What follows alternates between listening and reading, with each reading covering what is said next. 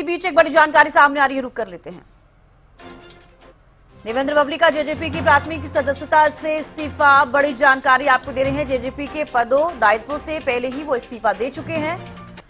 आज बीजेपी का दामन थाम सकते हैं देवेंद्र बबली। हालांकि सूत्रों के हवाले से ये बड़ी जानकारी जो है सामने आ रही है। टोहाना से बीजेपी के टिकट की फिराक में हैं देवेंद्र बबली। और आपको बता दें कि दीपक बाबरिया से मुलाकात का भी उन्हें कोई लाभ नहीं हुआ।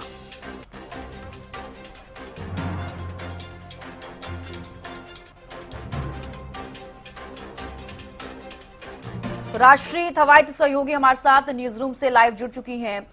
राष्ट्रीय देखिए, जिक्र करें देवेंद्र बबली का तो लगातार देखिए सूत्रों के हवाले से फिलहाल ये जानकारी सामने आ रही है कि वो आज बीजेपी का दामन थाम सकते हैं। अब इस खबर में कितनी सत्यता है ये देखने वाली बात होगी।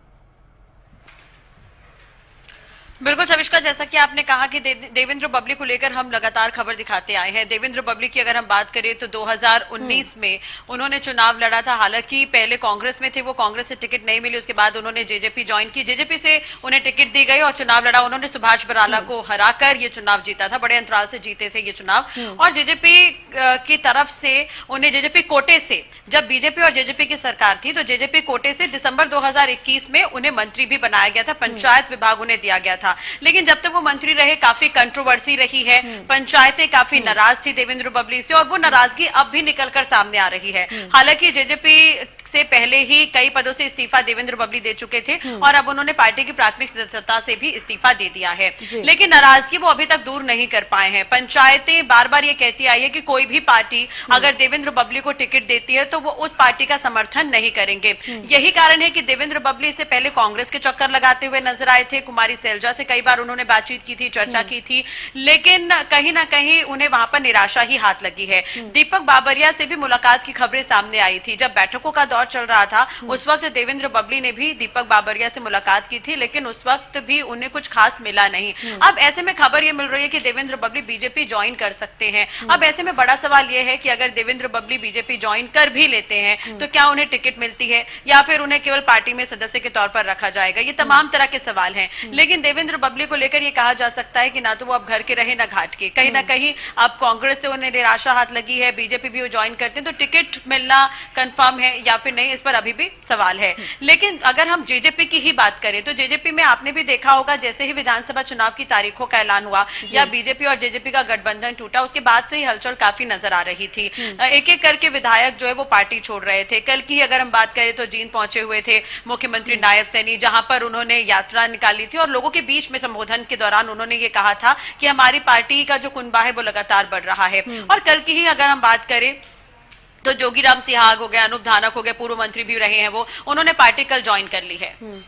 अब बिल्कुल राजश्री, देखिए जिस तरीके से आपने भी जिक्र किया है कि कल भी कई जो विधायक हैं, जो पूर्व विधायक, उन्होंने पार्टी भी ज्वाइन की है। देवेंद्र बबली की हम बात करते हैं तो जिस तरीके से वो भी ये कहते हुए नजर आए हैं, देखिए जब वो कांग्रेस के पास गए वो टिकट की दावेदारी कर रहे थे, उन्हें टिकट के लिए आवेदन किया, ना कि उन्होंने पार्टी की सदस्यता के लिए किया। इसी वजह से देखिए कांग्रेस भी ये कह रही है कि आप हमारे प्राथमिक सदस्य नहीं है, हम आपको टिकट नहीं दे सकते हैं। और इसी तरीके से देखिए बीजेपी भी कहती हुई नजर आई है। और कहीं ना कहीं फिलहाल ये सूत्रों के हवाले से अभी फिलहाल जानकारी आ रही है कि वो बीजेपी ज्वाइन कर सकते हैं।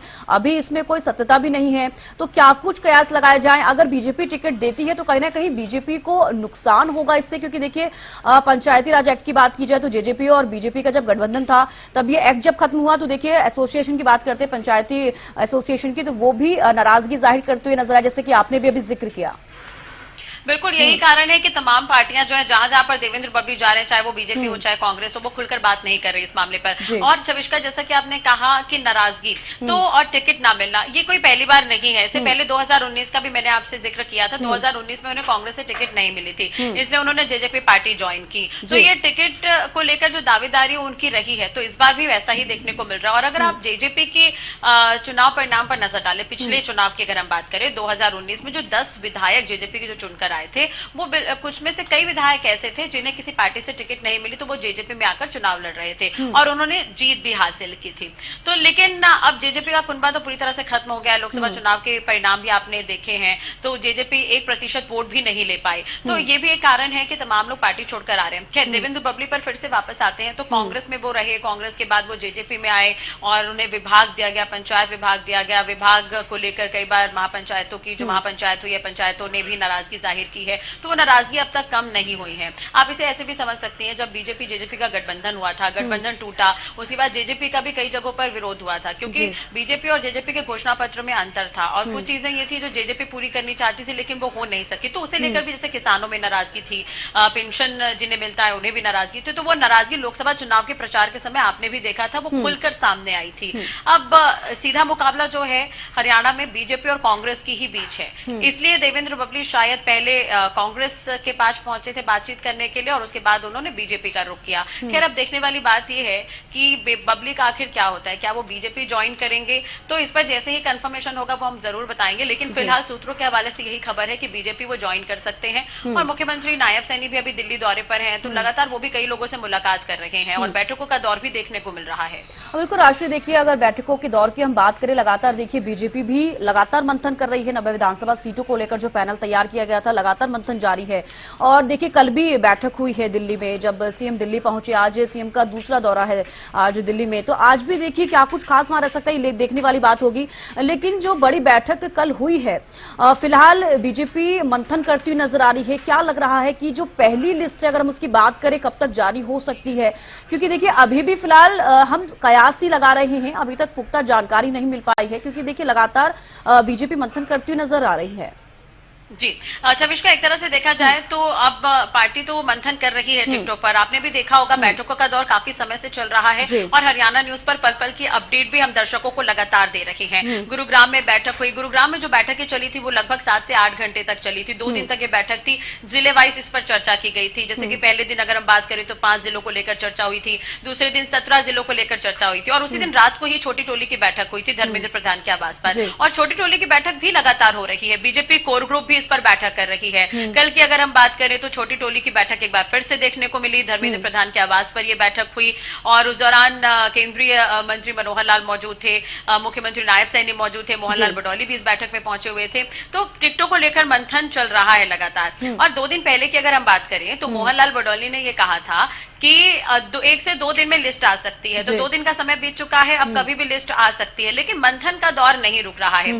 इसी बीच ये खबर भी सामने आई कि राव इंद्रजीत की नाराजगी सामने आई थी। आपने भी देखा होगा कि वो 5 सीटों पर अपने उम्मीदवारों को लेकर कहीं ना कहीं अड़े हुए हैं, वो नाराजगी देखने को मिली। हो सकता है इस पर भी मंथन आगे बढ़ रहा हो। अभी पिछले दिनों एक और बयान सामने आ गया, राव नरवीर सिंह ने भी बयान दे दिया है कि अगर बीजेपी उन्हें टिकट नहीं देती है तो वो निर्दलीय नहीं लड़ेंगे चुनाव, कांग्रेस से लड़ लेंगे। तो ये तमाम तरह के बयान सामने आ रहे हैं, तो इसे लेकर भी बीजेपी शायद मंथन कर रही हो। लेकिन इससे पहले जब बैठक खत्म हो गई थी, क्योंकि आपने भी देखा होगा कोर ग्रुप की बैठक हुई थी, उसके बाद देर रात बीजेपी केंद्रीय चुनाव समिति की बैठक शुरू हुई थी और 8 बजे वो बैठक शुरू हुई थी, रात 11 बजे तक वो बैठक चली थी। उसके बाद ये कहा गया था कि 55 सीटों पर हमने प्रत्याशी तय कर लिए हैं। अनिल विज से भी जब हरियाणा न्यूज ने बातचीत की थी तो उन्होंने कहा था कि 55 सीट पर प्रत्याशी तय है, जिता उम्मीदवार है। तो ये तमाम तरह के बयान जो है वो सामने आए थे। अब मोहनलाल बडौली ने भी ये कहा था कि 55 सीटों पर नाम लगभग तय है, बाकी जो 35 सीट बचती है उस पर हम चर्चा करेंगे, मंथन करेंगे। तो हो सकता है बाकी 35 सीटों पर भी चर्चा मंथन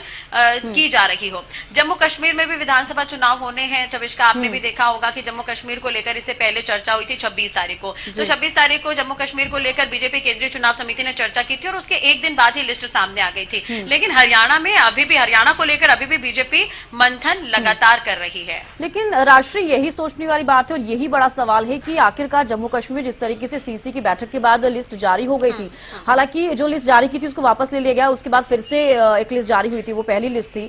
हरियाणा में जिस तरीके से बीजेपी की रणनीति देखी जा रही है, अभी तक सीसी की बैठक के बाद काफी सारी बैठकें हो चुकी है, लेकिन लिस्ट जो है अभी तक पहली लिस्ट भी जारी नहीं की है बीजेपी ने। क्या कुछ वजह आप इसके पीछे मान रही हैं?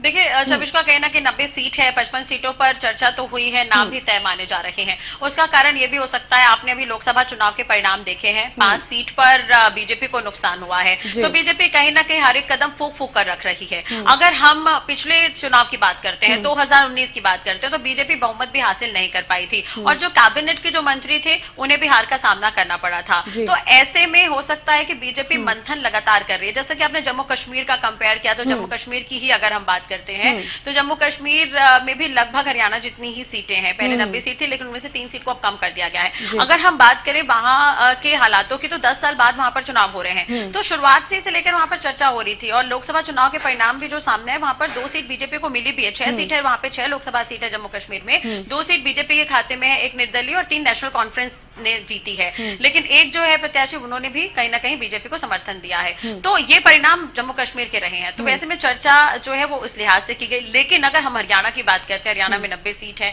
और अगर हम राजनीतिक इतिहास को देखें तो पहले तक तो इनेलो का वहां पर इनेलो की सरकार रही है। उसके बाद की अगर हम बात करें तो कांग्रेस रही 2 बार, फिर 2 बार बीजेपी, अगर हम 2019 को मिला दे तो। लेकिन अब बारी है 2024 की, तो ऐसे में पार्टी कोई भी रिस्क लेना नहीं चाहेगी और ये मंथन का दौर इसलिए ही देखने को मिल रहा है। जैसा कि हमने पैरामीटर्स भी बताए थे, लगातार हम हरियाणा न्यूज पर ये भी बता रहे हैं कि इस बार बीजेपी कई पैरामीटर्स को लेकर मंथन कर रही है। चौंकाने वाले नाम हो सकते हैं, सांसदों के परिवार वालों को भी टिकट दिया जा सकता है, कई नेताओं की टिकटों पर भी तलवार लटकी हुई है, कई विधायकों की टिकट भी पार्टी काट सकती है। तो तमाम तरह के ये कयास हैं।